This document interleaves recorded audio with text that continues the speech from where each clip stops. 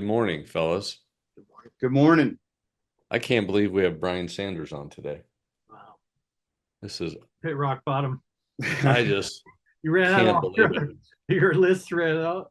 Woke up this morning, that first couple seconds where you try to figure out where you're at, what day it is, and what we're doing. And I thought, today is Brian Sanders Hey, Day. a lot of you guys know this, but I was because I've talked about John um and our history, but I was kind of a lost puppy back in 2012, uh clueless of what I was going to do next, just trying to lead a little ragtag nonprofit in Birmingham. And I met this wild-eyed, crazy old man named Paul who said you should find this guy in this community in Tampa, Florida.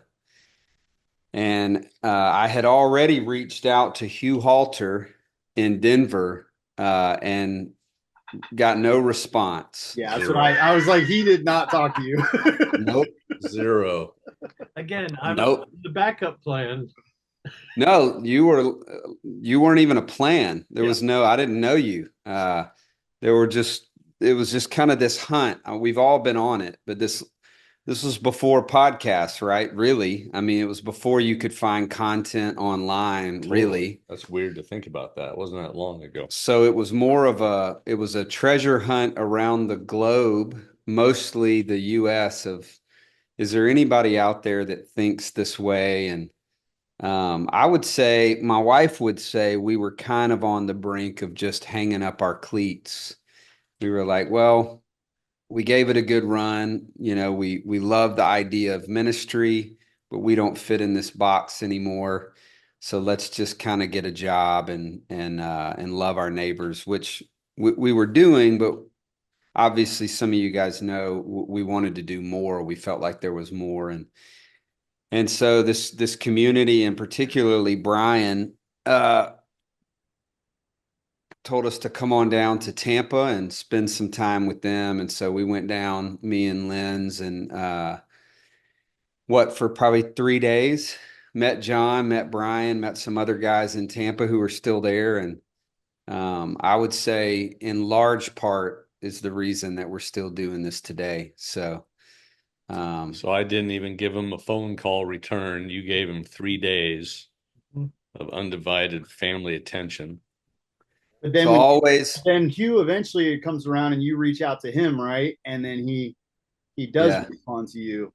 Yes. 5 years later, Pays Hugh forward to emails me you. and says, "Hey, I'm old. I'm a I lost need some help." puppy, and I'm trying to figure out what to do next." And I debated not responding.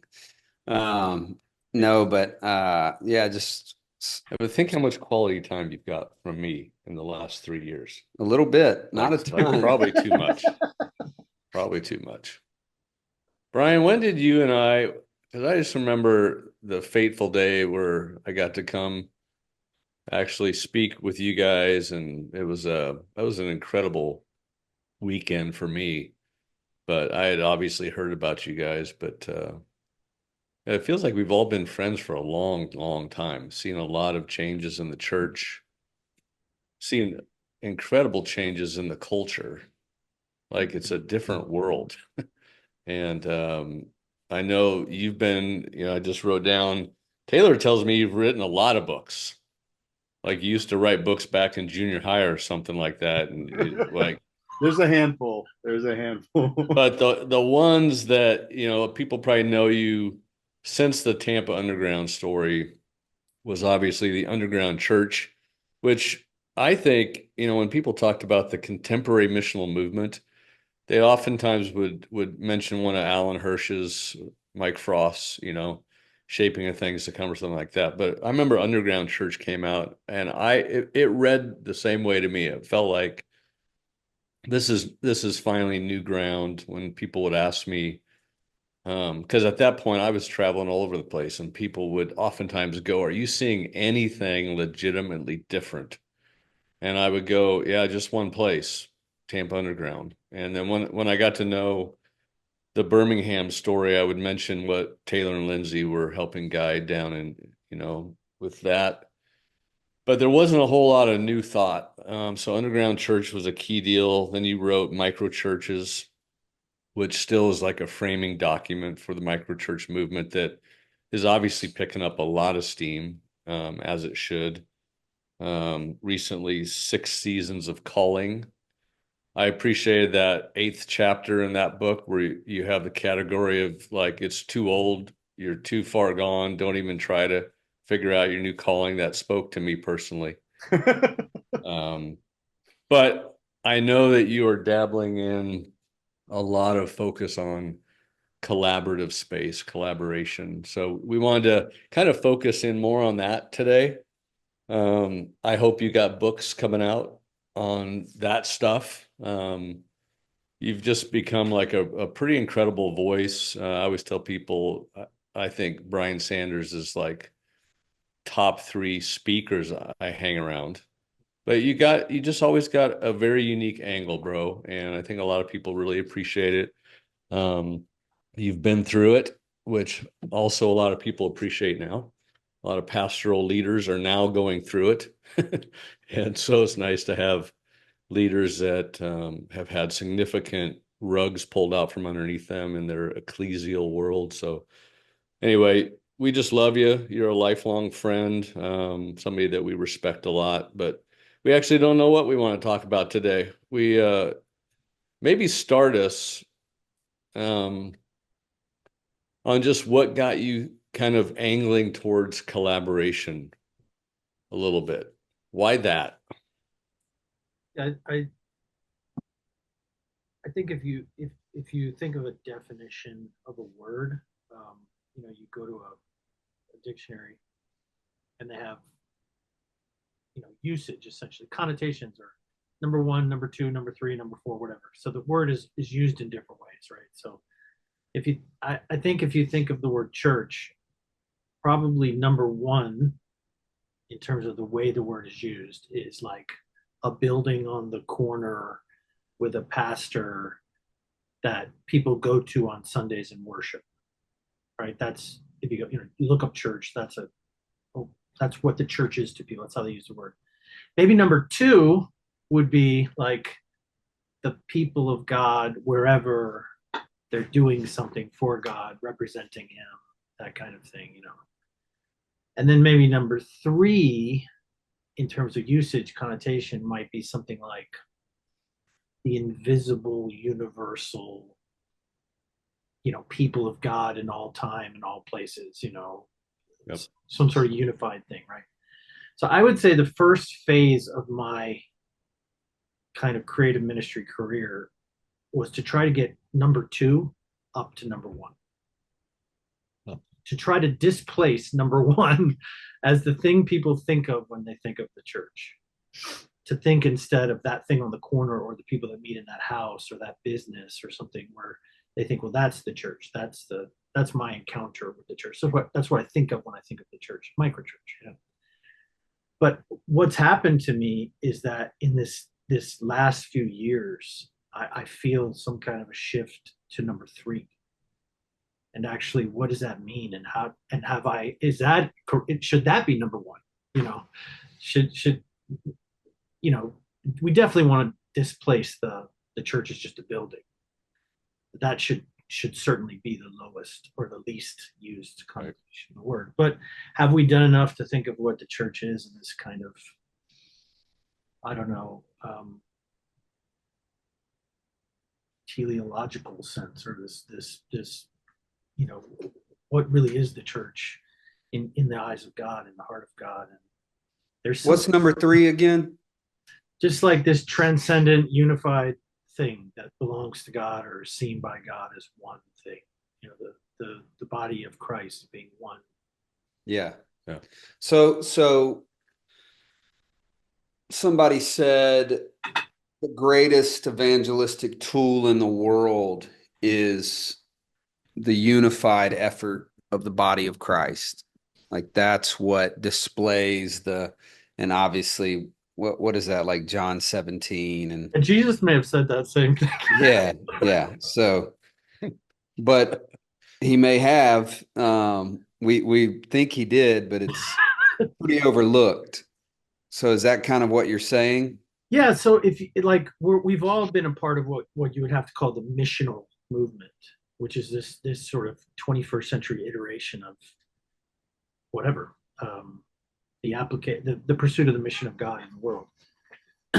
And if you think about what is left to unlock the mission of God in the world, and we have that text in John 17, as we are one, that they would be one, and then the world will know that you've sent me. And that is a conditional statement. So Jesus is not just saying, hey, you guys ought to work together, or you ought to see each other as one thing, or you ought to be unified. He's saying that is the condition before which the world will finally recognize me. So, Taylor, to your point, how can we say we're missional? We want to see the accomplishing of the mission of God, or the glory of God, or the fame of Jesus in the world, and then ignore that very tactical statement from Jesus. And I think, I mean, you guys can tell me what you think or what the answers are to that question, but I think it just comes down to we're not good at it, we don't know how to do it, and so we stick with what we know how to do. We did some research recently, did just ethnographic interviews with 100 senior pastors in this region. And what's interesting about that is that all of them, I mean, 100% would report or would say that they think that unity between churches is right, is sort of theologically correct. So again, this is a little bit funny or ironic that of all the things we disagree on theologically, we don't disagree on that. We actually have agreement that we're supposed to be in some kind of unified collaborative relationship with each other, but we aren't. And so everybody reports, yeah, that's probably right to do that. And theologically, we agree it's important. But then when asked the question, why don't we? There's not a lot of answers. And I think it could just be as simple as there's no pathways for it, there's no imagination for it. And we're not going to step in to do something we don't know how to do. So what do we know how to do? What if Can we like take a second though, because you got my brain racing right now, like Yeah. because when everybody knows what's right, but nobody seems to be What a thing. acting Yeah, what a thing. like I went to, if you go, okay, why? It seems like maybe the key reason why is the pursuit of truth, Okay. in that denominations. So I want you to speak on denominations, because denominationalism in my lifetime was why you didn't connect with other people. Back in the early days, we didn't connect with Catholics because they were literally of the devil. Right. If you were Protestant, you would try to go reach and convert the Catholics. Right. And then, as I got older, I got kicked out of a Lutheran church for trying to take communion. And I was like, time out. I was on that Reformation side, but I can't take communion here. And then working with so many denominations, they just can't seem to work together because of what they think a certain scripture says. But before go down both these paths at the same time. The problem with that theory, though, to me, is denominations aren't unified. Even denominations are against each other in the same region. Right. But I would just say, I think it stems from their own particular attempt to believe that they're Well, what I'm saying is I think that's partly right, but I'm usually partly right. I'm never fully right. Here's my point is you said, yeah, you said you want to make number two, number one, number two being the people of God on mission together, something like that. And I feel like number two, just to stay in that framework, yeah. I feel like number two becoming number one is actually the answer in some ways for number three, because could it be that the very thing that keeps us so incredibly disunified is that the ethos of that first paradigm of church? Because we see ourselves as the building on the corner with the leader, with the great leader. Like, it's funny how, like, the great leaders that are well known think of themselves as great leaders, in theory or in a generalization. But the unknown great leaders actually think of themselves as even better leaders because they're unknown. And it's like they take pride in being the lesser of of the two leaders. And then that competition of that number one and that ethos umbrella that covers the number one of money and notoriety and supposed impact, all of those things actually cancel out the unity of the church as a whole. And that's why I think denominationalism isn't enough of the answer, because I know this AG church that's in competition with this AG church, or this Southern Baptist church that's in competition with this Southern Baptist church. And they'll be unified as long as this one knows that this one is kind of under this one.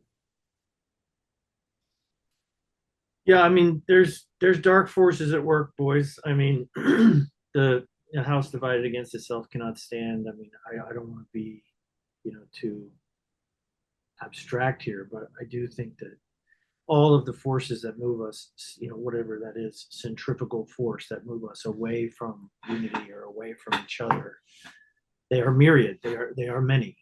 Whether it's disagreements, whether it's actually a spirit of competition, which you're bringing up, Taylor, whether it's just disliking each other. I mean, there's beef. So now I'm about 4 years into this kind of space, convening collaborations and trying to get people to work together across different sectors. And there's history, there's disagreement, there's tactical, there's philosophical differences. I think what it comes down to, guys, is there something that's so important, so big, that you triangulate towards, that you'd be willing to get past those things? Because those things Right. are always going to Right. exist, right?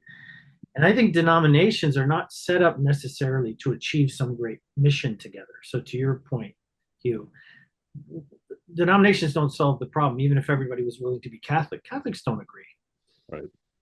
Because what unifies us in the end is something bigger than ourselves, something greater than ourselves. And I think we struggle, particularly the church struggles, to articulate what is that thing we all want, we all care about. And it's so important, so cosmically significant, that I don't really care that much that we disagree on baptism or tongues or dispensationalism or whatever. I don't like it. I don't agree with you. But I think the only, and I just finished writing some stuff on this, so I think the only model for unity in the church, the only workable archetype for that, is the Godhead. There is no organization, or there's no example of this that we can look to except for the person of God himself. So in God we see this incredibly wonderful, mysterious, difficult, complex idea that he is both a plurality and a unity at once. That God is a single God existing in three persons. And there in the Trinity lies this, like, whatever it is, this impossible paradox.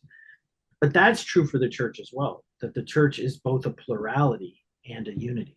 And I know people that are in the kind of unity space, or the ecumenical space, and they're like, oh, we shouldn't use the word church. They're just congregations, because there's only one church, Brian, wink, wink. Like they figured out that it's really just one church. And actually that's not true either. There are many churches, and there is only one church, and there are many churches. And that plurality and unity is the state in which the church exists. It's the state in which it's designed. It's the state in which it is actually.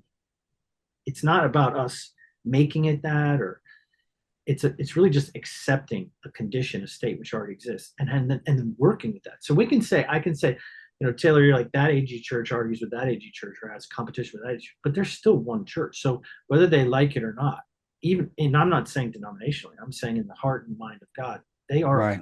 they are a part of the church in that city.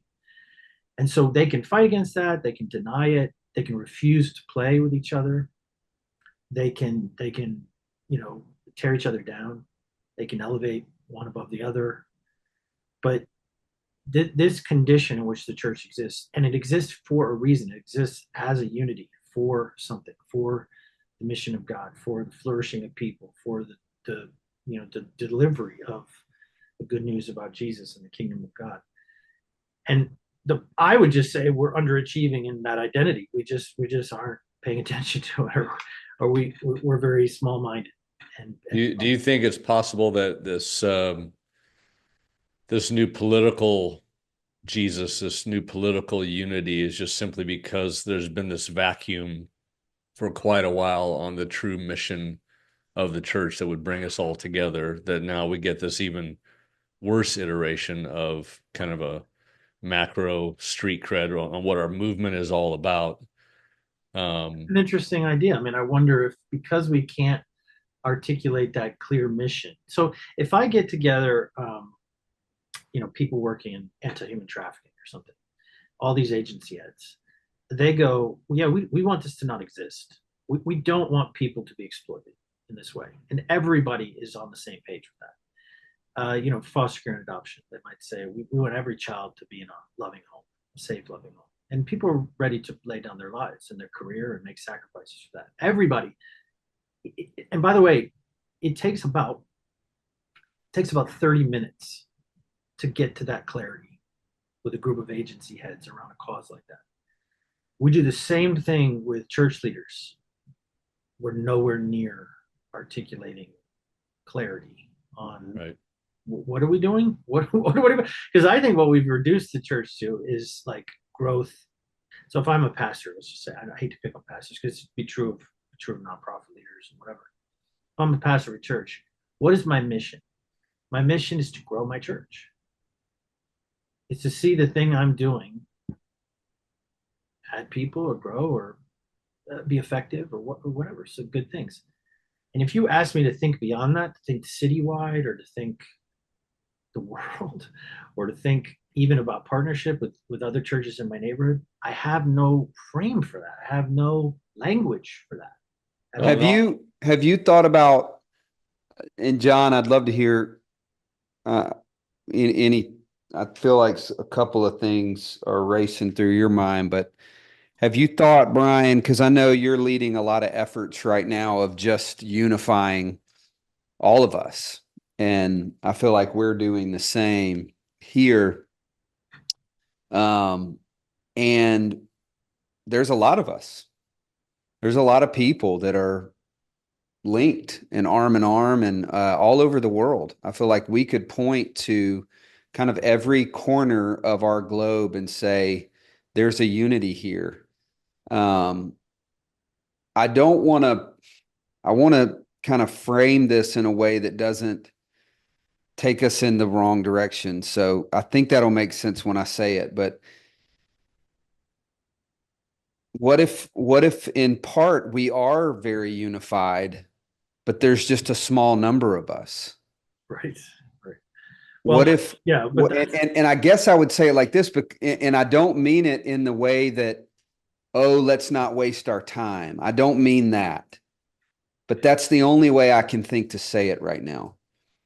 Is think about your own kids, Taylor. So if you said, look, I want you guys to love each other and be unified, and two of them go, well, we are, like the two of us are, like, the red, we hate them and they hate us, but we are. Isn't that something? I think at the end of the day, when God looks at his people or his family, this is a statement I would make. Unity as a missional tactical move, the church is an untried innovation. So it's a very old idea. Like we've had it in our idea Rolodex for a couple thousand years, but it's still untried. And I don't mean that people have not tried to bring unity. We have, but we've never had critical mass. So this is exactly your question, Taylor. Like if only 10% of the church is working on unity, trying to be in relationship with each other, is that what Jesus meant when he was talking about it? And will that be the lever that moves the world emotionally? I think the answer is no, that there has to be, I don't know what it is, a majority. I don't know. There has to be enough of the church that if that were to happen, call it revival, call it a missionary movement, I don't know, a prayer movement, whatever, however, whatever form or shape that takes. If you achieve that at some scale, at the majority, let's just say, I'm just going to pick that, then like whatever a quorum is for unity, I think the world, I think a switch would flip and the world would be different. And I only believe that. I don't believe that because it's some sort of like, you know, uh, tactical, practical pathway I see. I believe it because Jesus said that would happen. So It's so funny, this whole talk, like I'm thinking as you get older, you believe more in Jesus and you become more skeptical in anything that's not him, right? So like I'm sitting here thinking I have way less hope that we can unify this group than in even revival. Like if somebody said, I think revival could come, I go, I totally believe that. But when you say we got to try to get a quorum of people that are willing to actually, because it's not about believing the same thing, it's that they would be acting on a new defined mission. Then I go, whew, we're into miracle space we are. now.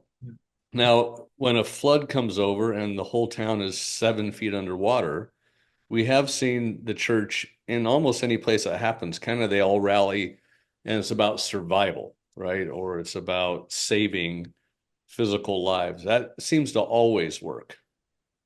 But outside of that, to get to definable, and honestly, Ryan, that pastor that's just trying to grow his church, oftentimes I know a lot of these guys and gals that finally went, no, we're going to go for those kids that are caught in the sex trade industry. Like we're actually going to go for that. And then they get booted out of their church because people want them to just preach the word. So there does seem to be a lot against a cohesive, like even if we say a tipping point, right? That's what we've always said in multiplication. We get 16% quorum. We maybe we'll tip this thing. But there it seems like still the enemy of unity largely lies within the church itself and the structures of it and the expectations of the people in it. Because I'm with Taylor, we know leaders all over the world that would give their lives for this unified effort to save the world type thing. But it's Well, rare. I think the church, in terms of its history, like the history of ecumenicalism, it comes in waves. So there are seasons when the church is more open to that and they begin to press into it and try. And there are seasons where we retreat back into our silos. And I feel like we're in a season. So maybe that's part of what you're sensing, Taylor, and so am I. And some of it is just zeitgeist. It's just the culture. It's like people are open to collaboration, businesses collaborate. I mean, we're behind a little bit, frankly, Christians, in terms of what is normal behavior, normalized behavior for millennials and younger, is to do partnerships and not to elevate triangles or hierarchies. They're just not as keen on that, and it's just not how they think, right? So they grow up in a democratized kind of power, a world where power has been broken up into small bits because of social media.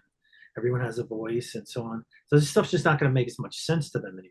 These little empires, these little kingdoms that we call churches all around our city, and then the smaller ones, because those are rare. Those are outliers. But the smaller ones all wanted to be that. They're because they aspire to be that. They're in the same stream, right? They're rowing in the same direction.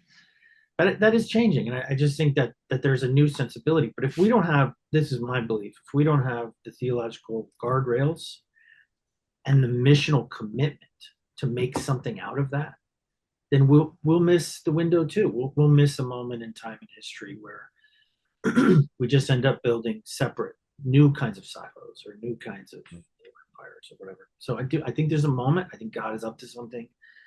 I think we sense that. But also, what are we going to do with it? And those demonic, and I think that's what it is. It's dark forces that keep us apart, that want to keep us broken. I mean, we did again a full body of research on this region, and we were able to identify 1,830 churches, something like that, in the Tri-County area. And then we mapped those churches did you see that? Mm-mm. So, and then we mapped those churches where you could see exactly where they were. And if you think like a business, so I think, okay, well, I have a franchise and I have 1,800 locations in this area. And actually, when I map them, I'm like, we're literally everywhere. We're anywhere human beings are. I mean, the only places where there was like a cow pasture or something. So, like anywhere human beings are living, we have a site, a location. It's $1 trillion in economic power. We are the church in almost every region, at least in the West. The church is the strongest, best positioned, economically, volunteer-wise, number of people, entity. I would argue even toe to toe with the government that exists. So why are we so weak? Why are we so impotent? Why can we accomplish literally nothing together? Because there's no grid, there's no trajectory for coordinating that power.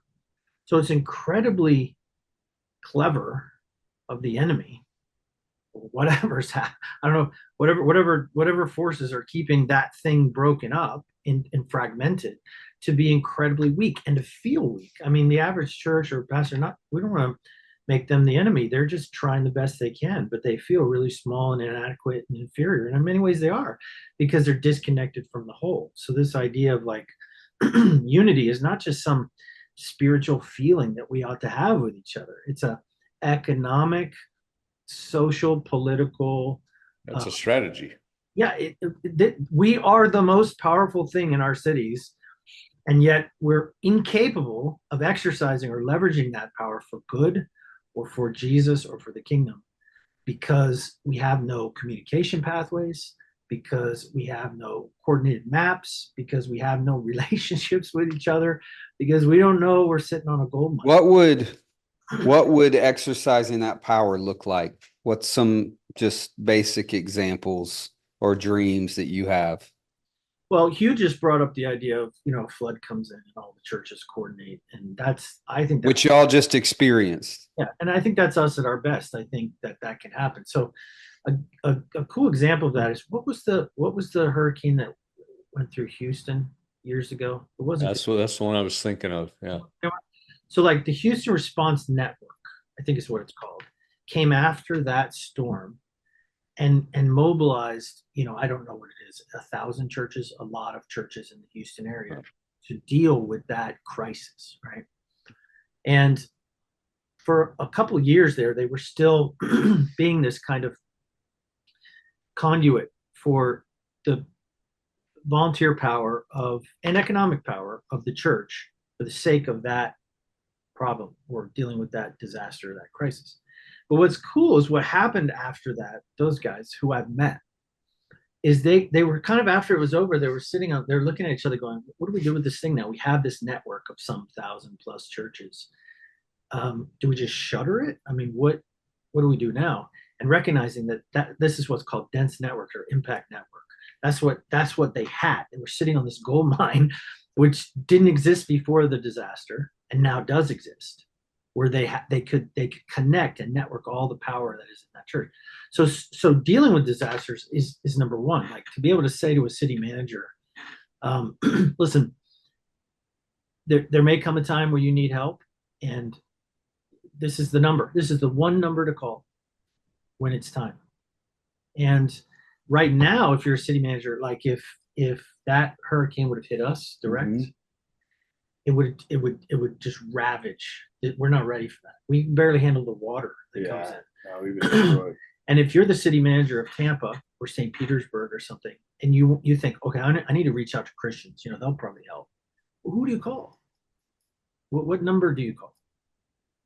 You don't. There is no number. maybe you think of, oh, there's this big church, so you call that big church, and they're going to mobilize what, 100 people maybe. So that disconnection hurts our cities.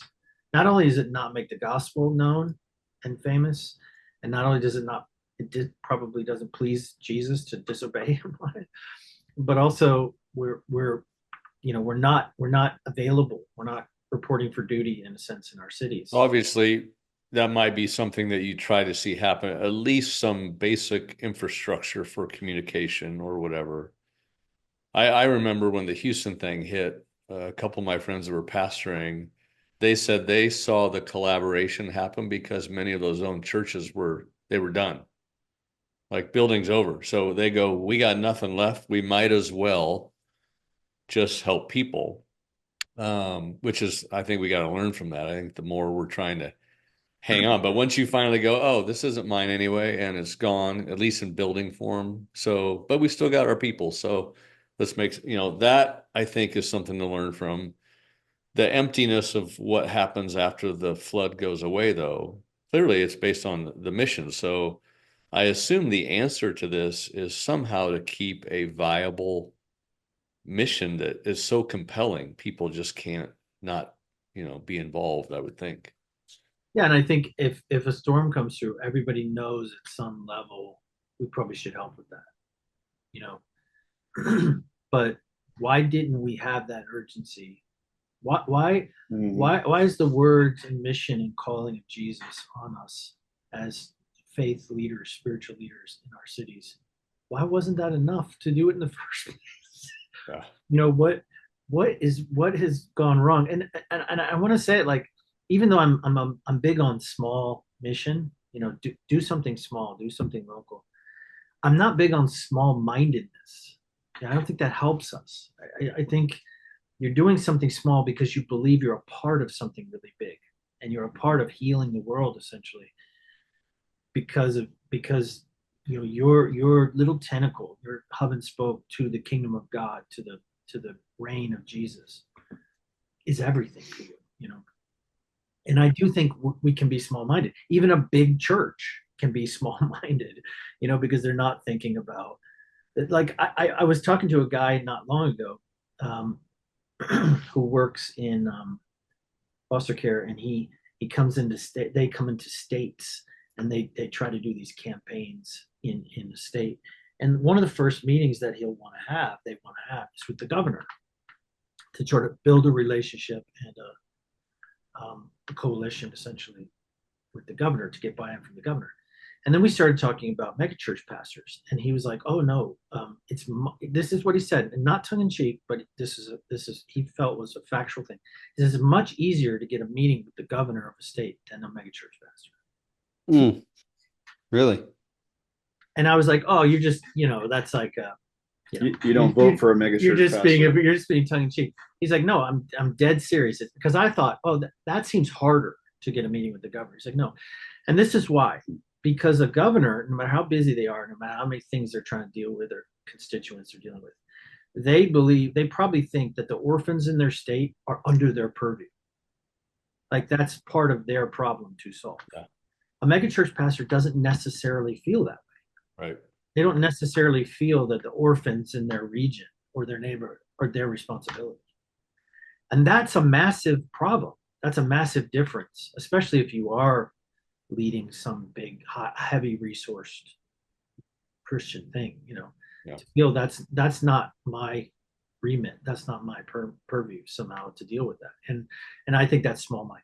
I think that's not, like, I'm not saying every church should be working every cause, but every church should have some connection to every social evil. Yeah. So I'm curious, as we're talking about, like, as just thinking about like unity, and this has actually been helpful, like talking about some of the things like around, you said like you were using like foster care as an example, like we could bring people together around this very clear, like it takes 30 minutes and we're like, yeah, we're on the same page. It's concrete, like we're in this area, there's this many people that are, fatherless or without homes or experiencing food insecurity. There's very like concrete kind of things. And people unify by pursuit of these align incentives, these shared goals, this common vision. And so I wonder, like, as you're talking about unity, like, is unity, because at the broader level with the churches, it feels like, I guess the question in here is like, can unity be something that is achieved? Can it be something that has direct pursuit? Like, can we be like, let's unify? Is that a real thing? Or because what I'm thinking as you're talking is like, Yeah. well, dude, no, actually, it could be these, like, it's like, well, no, it's like, okay, we're talking about the storm response, which is true, but it's like every day there's a storm of like here, homelessness, which is like open asylum because of the lack of mental health kind of care that's available, or food insecurity, or poverty, or fatherlessness. And if we sink our teeth into these things and we work, do we unify by shoulder to shoulder pursuits rather than face to face? Like, let's be unified. I'm just curious, like, how you think about. Yeah, so this is where I think the idea of collaboration becomes useful. So it's not that I'm into collaboration. It's that collaboration is the tool to move toward unity. So I think unity, in a sense, is an outcome of collaboration. But if you look at and all I really know well enough to speak on is the history of the church. And in the history of the church, you have sort of three spheres in which people move towards unity. One is unity itself, that they become convicted that we're supposed to be unified. So they begin to start working just on unity itself. The drive, overarching thing is unity itself. Question: if you know about this, my guess is the byproduct of that is letting go of most of other convictions. Yes, becoming vanilla, bland. All three of them. We're together. All three of them fail. I'm going to tell you. Okay. All three of them fail. But that is one way in which that is one rallying cry. Is like unity itself. We ought to just be unified. Be together. So let's build relationships. Let's know each other. Unity itself. The second way that we have rallied to this idea is mission.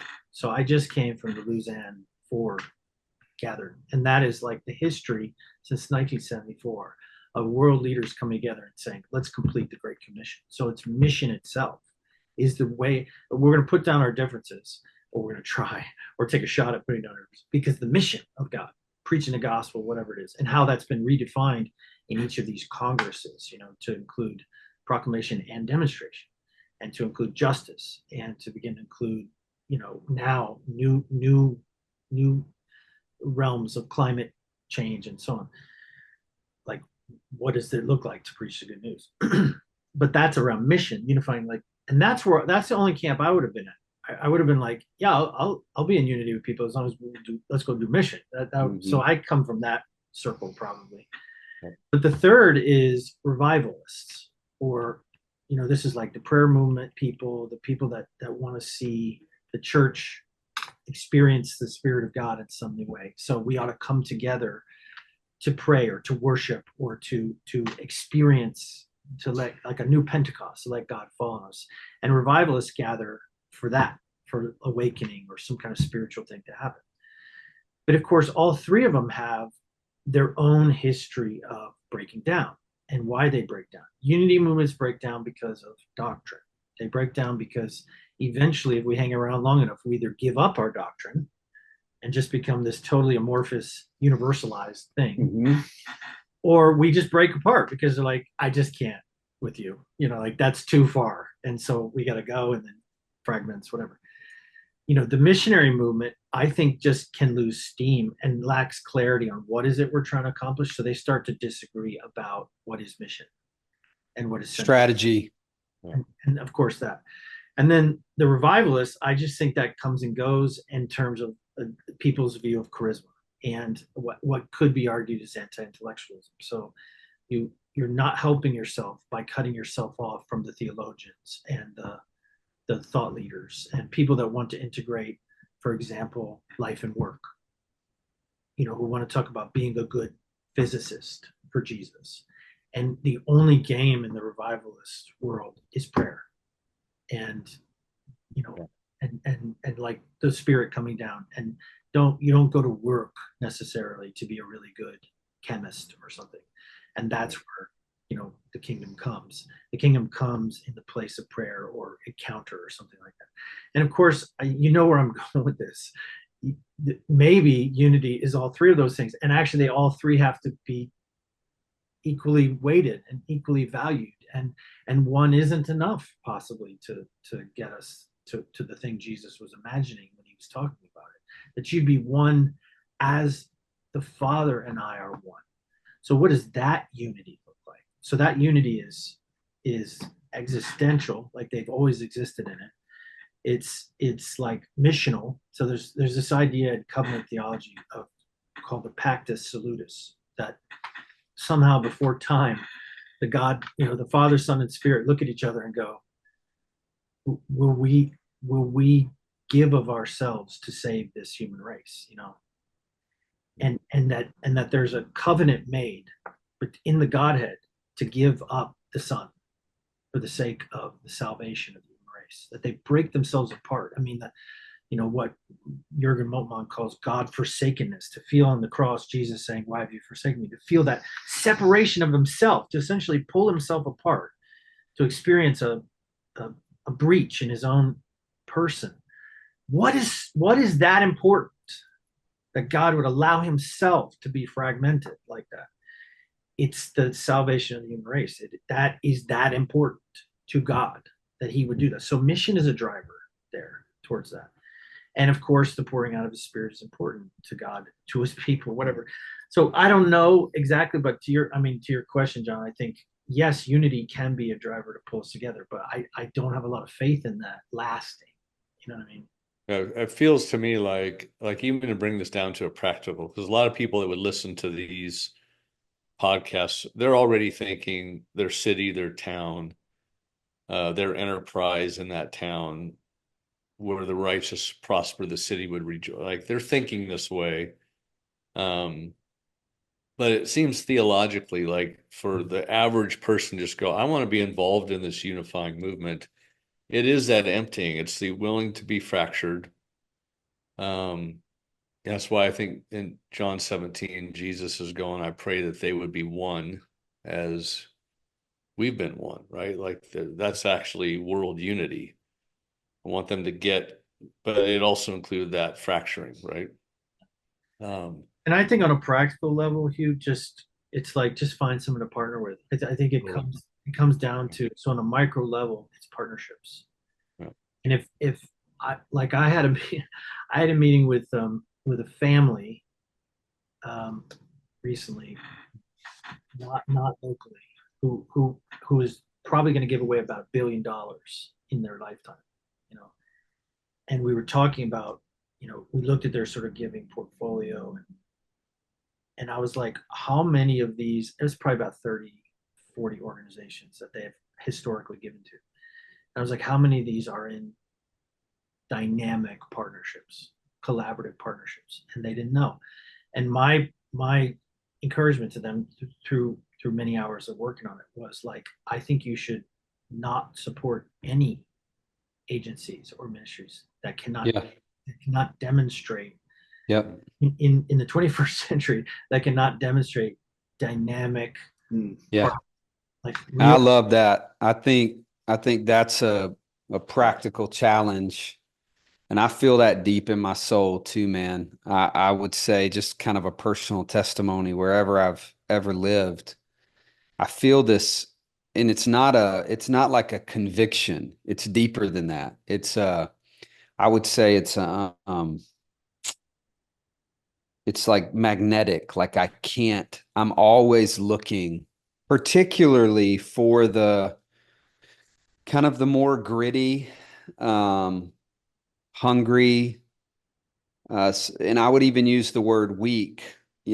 Our friend Joel Repick always talks about like the spirit of weakness that's interconnected with meekness, like that beautiful kind of lowliness. How can we connect with you? How can we partner with you? And what can I do on a kind of week by week rhythm to find this partnership?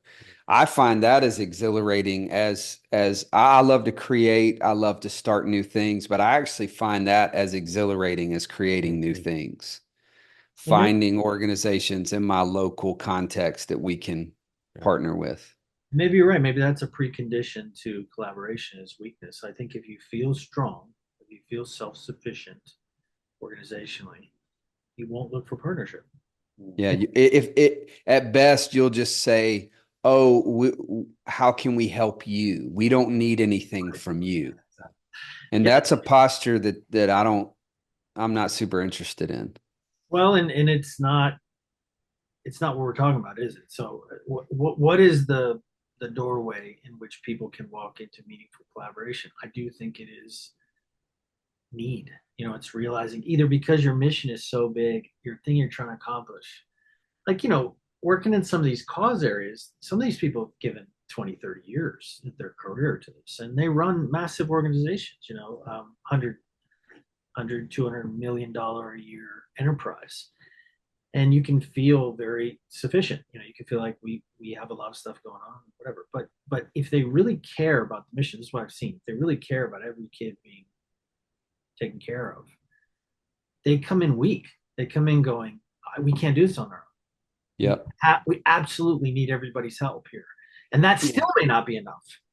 Like, if every agency gets on the same page, works from the same map, pulls in the same direction for these kids and for their troubled families, we still may not be able to achieve it. It's like on the edge of hopelessness. But like we the definitely won't final- achieve it without yeah, each other. right. That's a fact. We know that. So no matter how big your enterprise is, if you don't come in, I mean, what a great way to say it, Taylor. Like that, if you don't come in with a spirit of weakness, like and so the irony is that coming in weak allows for the power of God. I mean, that's a very Pauline idea, right? If I can come in weak, maybe there's this aggregate power that I can tap into, and that is the calculus of collaboration. That's why you do it. You do it because we cannot do this big thing on our own. And part of the problem that happens with megachurches, like there's one in our city in particular that's just doing really good right now and growing and Say it again. They're very what? Doing just well. doing very good. They're growing. They're Yeah. sites. They're just at the sort of apex of their church growth story, and it's very hard to get them to collaborate on it, because I think what happens when you're in that space of growth and success is you harbor this belief that maybe you're going to be the one. Maybe you're going to be the one entity that finally reaches the whole city, because you just have this belief that maybe you're good enough, or you're the one that can do it. And I think you have to come to a point. So the irony is you've got really young people who are sort of indigenous to collaboration, and then you've got some really older folks that are so beat up by life and work that they're also open to collaboration. Are we all in that now? Because I feel that way. I mean, whatever gets you to the table is fine with me. But the right attitude is like, either we just know we start with this belief that we can't do things on our own, or we have tried to do things on our own for a long time and have come to the conclusion through the school of hard knocks that we cannot do it on our own. But either way you get to the table, partnership. Can I ask a question here? It seems like it's been easier to collaborate with people that are not in the church for the things that matter to God than trying to get the church to do it. Speak to that a little bit. When I've seen that and jumped into that, theologically, God has one church, and I can't, like where we think, well, our sheep are in our churches. Jesus goes, I have sheep that you guys don't even know about. So it's been way more intuitive to just find any human that cares about something and go, let's partner. I don't worry too much about their belief system, where they're at with Jesus, whatever. Speak to that. Is that, because I know a lot of people that are working the Brave City orientation, they will find the same thing. They'll find easy collaboration with people that don't believe Jesus like we do. Where should we be putting the effort? Are we sniffing the right flower to just work with anybody that we can? I mean, I think what you're saying is true. I've also found that to be the case, that it's harder to get churches to the table, but I hate to give up on them. Sure. I think in some ways they may be the key to these collaborations leveling up. Yeah. So John knows this because we talked about it, but I developed this kind of complex planning process, and so I can take an emerging alliance of agencies through it. It takes about a year. I mean, essentially, it's like let's figure out where are all the forces and factors that are contributing to the problem. Let's build pathways to change for each of those forces and factors, and then let's sequence those pathways. So it takes a long time, but this is like subject matter experts that know, and you get the right people in the room. It's electric. I mean, and as a novice in a lot of these areas, you just have to be amazed at what these people know and how they see the problems and how that stuff works together. So when I did that, I did it with 3 different alliances. I done that complex planning process, and when one of the forces and factors that they all identified was the disengagement of the church. So they was said part of the problem is that the church is not at the table. The church is not working. And then when I asked them to sequence, these are 3 totally different cause areas. When I asked them to sequence, which thing would you do first? Which thing would we fund first, essentially? All 3 of them put church disengagement as the first thing. So these are people that don't work in the church. They're not pastors. They're Christian in many cases, but they're not the nonprofit side kind of thing. And they're all saying that the first thing we would fund, the first thing we would change, the first thing we need to solve all of these incredibly deep and complex social problems is to get the church involved, get the church engaged. So isn't that interesting that in one sense we even feel that as social entrepreneurs, like let's just work with the people that want to work with us. Let's just work with the people that are up for it, and the church isn't, and it feels like a waste of time. And yet if they could get engaged, would something new happen? Would something different happen? I don't know. And is it mutual salvation? Like good for us, good for them too, to get into the game over here. I am inspired though, when you started off this whole thing, just talking about the power source that is all these local expressions, that challenges me. It's a lot of money, it's a lot of real estate, and it's a lot of people. But man, is it hard to. Oh, very. So we have a few generations here, like maybe close to going on 75 years, I would say, of learning how to not work with each other. Okay, so give us an ender. Think about kind of a young couple, their late 20s. They don't want to go the way of this old thing. They're fully bought into everything that you've said, and they just go, we're in a town we love. We could stay here the rest of our lives. We do want to see spiritual community form, but like, what would you tell us to do in the spirit of unity? The most practical thing you could tell us on how we should live. Give us 1 or 2 that just come to mind. I would just say everybody that's concerned about any aspect of mission anywhere should be involved in a collaboration around that missional concern. And if you're not, go join one. Go find it and join it, because it's probably there. And if it isn't there, start it. Yeah, you don't have to create it, just find it. Yeah. Well, and oftentimes I think, go ahead, Brian.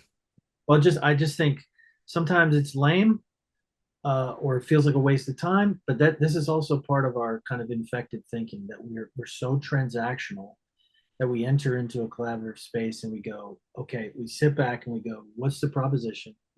How much time do you want? What's it going to cost me? And what do I gain out of it? And they want that right away. Mm-hmm. And that's already undermining the whole enterprise. Yeah, we've already lost. So I think coming in and saying, look, I just want to be in a relationship. We need to be in a relationship. I don't know exactly what it's going to look like. I don't know exactly what the outcomes are going to be, but I know it's important to do it. And I'm here, and I'm going to stay here, and I'm going to be part of it. I'm going to be in this dialogue, and I'm going to be in a relationship with you guys because we care about the same thing. I think that commitment to co-create something with a group of people is massively important. And oftentimes they do exist in some form, but they need an injection of life. And sometimes they don't exist at all, in which case get 2 or 3 organizations or 2 or 3 little entities together and start it. You could be the catalyst to say, let's just be in a relationship, and let's when we were in Birmingham, John and Brian, you especially, I think a part of this story, but early on, 2010s, right at the start, we were just vigilantly searching for partnership within the kind of traditional church. And because of my history of church staff roles and the circles I had run in, I just naturally went in that direction and found almost no open doors for any kind of connection.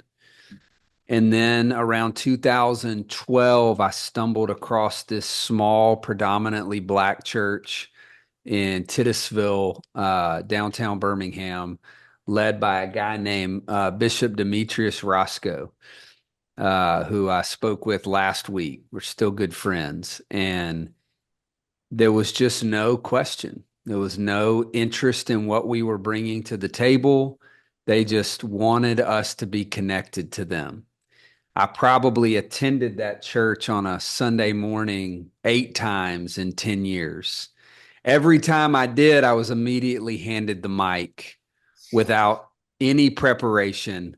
I knew sometimes I wouldn't go because I told Lens I didn't feel like speaking that morning. No one preached today, so So I would walk in. Sometimes we would walk in mid-sermon, and I kid you not, he would stop it and say, man of God is here. We're going to give him the mic, postpone my message to next week.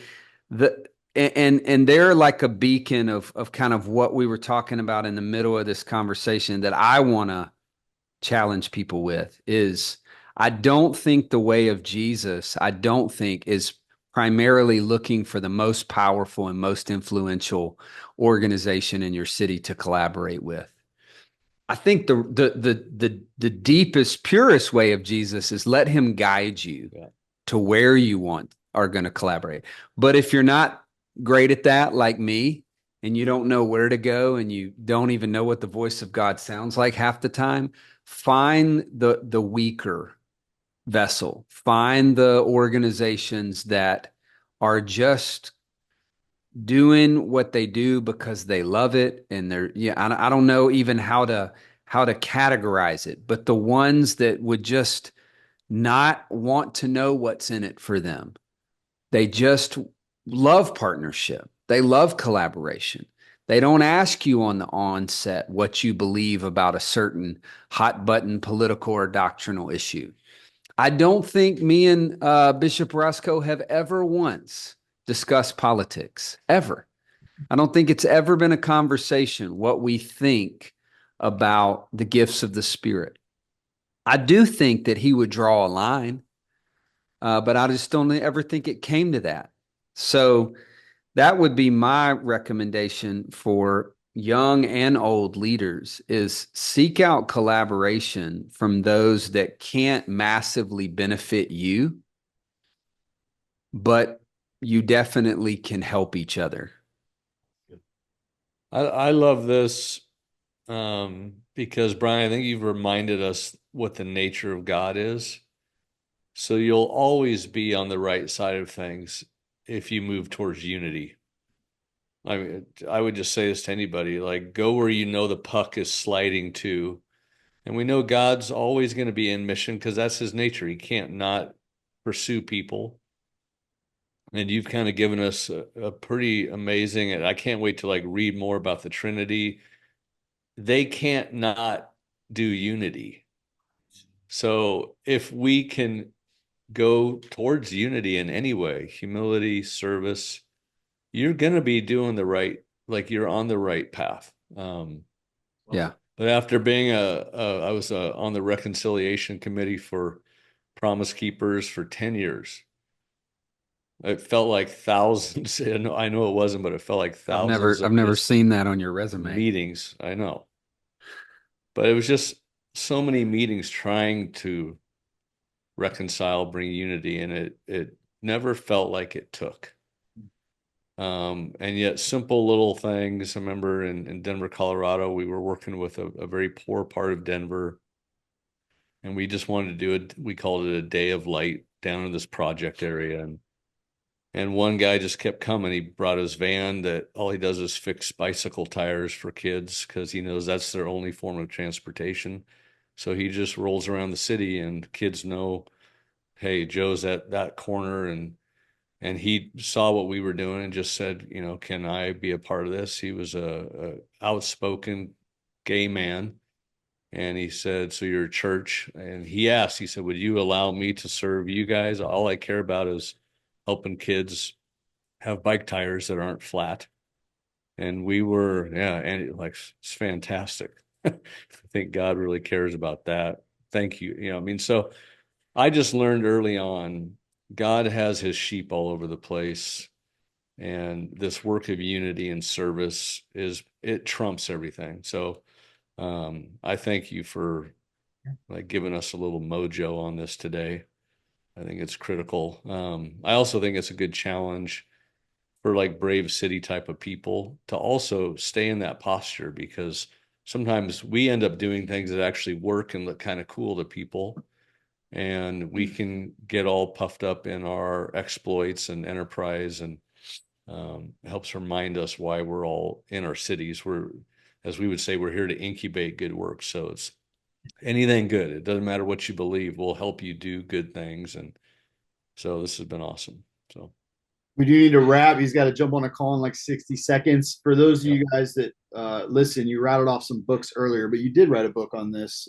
Is it called 5 Keys to Cross Organizational Collaboration? I did. Yeah. Whoa, that's the name? Yeah. Don't. Wow. say it one more Don't time. put it on your. Don't put it on your top 10 list. Let's retitle that by next week. Well, anyway, so obviously we could go on and on, but we do need to wrap. Thanks for being here, man. Pleasure. All right, All right. guys. Love you Peace. guys. See ya.